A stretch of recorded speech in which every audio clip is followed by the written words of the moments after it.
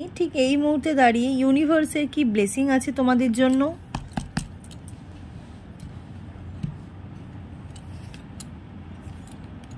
Wow, page of pentacles, chariot and the star. Okay, তো প্রথমেই বলি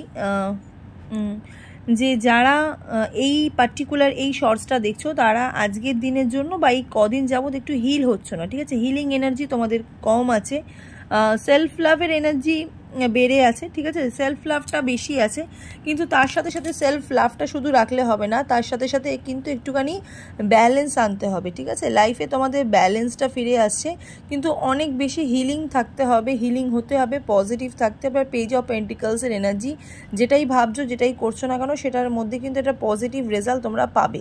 ওকে, তো যেটাকে ভাবছো সেটা বড় করেই দেখো। God bless you.